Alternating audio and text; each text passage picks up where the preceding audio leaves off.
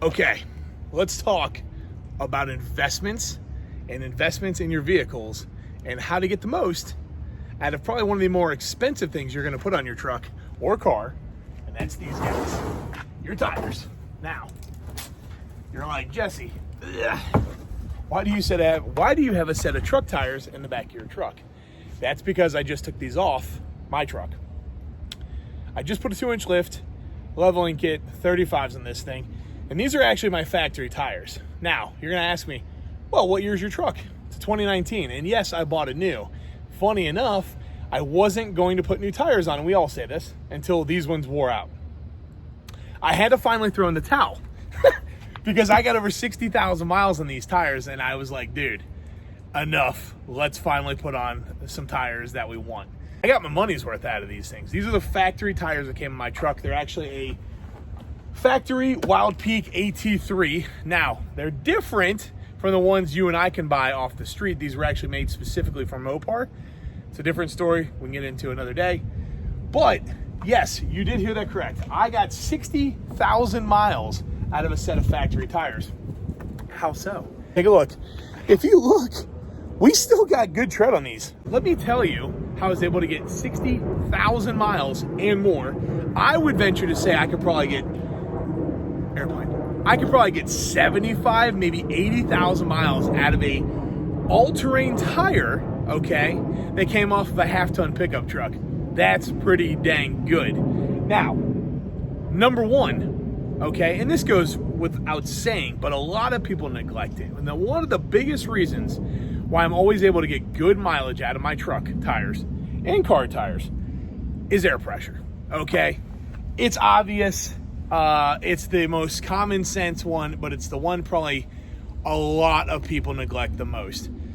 I monitor my air tire pressure like crazy. Now, thanks to newer vehicles, obviously like my truck being a 2019, you've got onboard air pressure monitoring systems. Most new cars have those.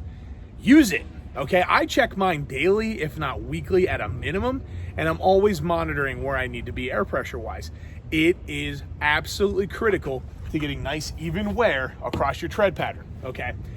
What I will say is, not all air pressure is created equal.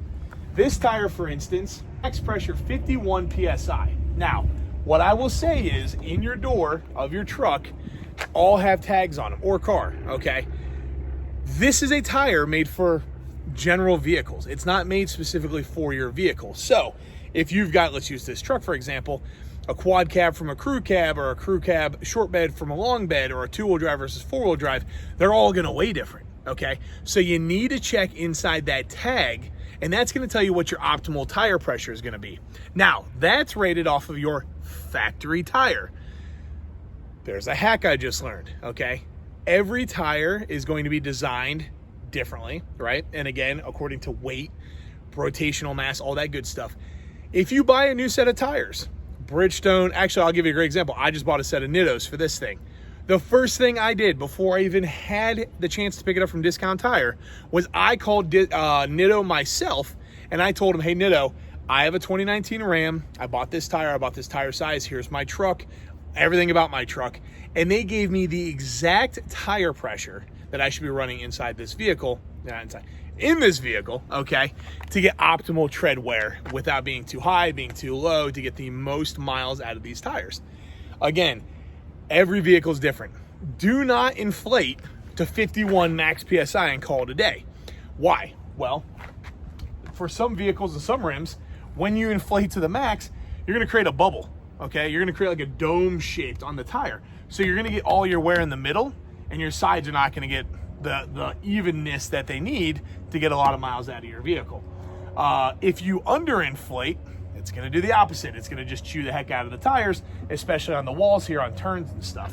So air pressure, and I know you're like, no shit, air pressure, we get it. No. Air pressure is critical, and there's more that goes into it than a lot of people realize. Hang on. It's National Fly an Airplane Day, I guess. So check your air pressure constantly. When there's cold snaps, check your air pressure. When it gets hot, check your air pressure, because your tire is going to fluctuate as the temperature fluctuates, therefore messing with patterns. Now, if it's just a cold snap, and you know it's going to go away, okay, maybe don't inflate or deflate your tires. Let it go for a day or two. If it's going to stay that cold, readjust your tire pressure. All right, so that's the basics of tire pressure. It's important. It's critical to getting long life. Again, these tires, I think they're only rated at 55K, maybe 60K factory. I bet you these things will go, if I had them in my truck still, I bet you I could easily get 80, 85,000 out of these tires. Okay, so check your tires, protect your investment. We'll see you next time.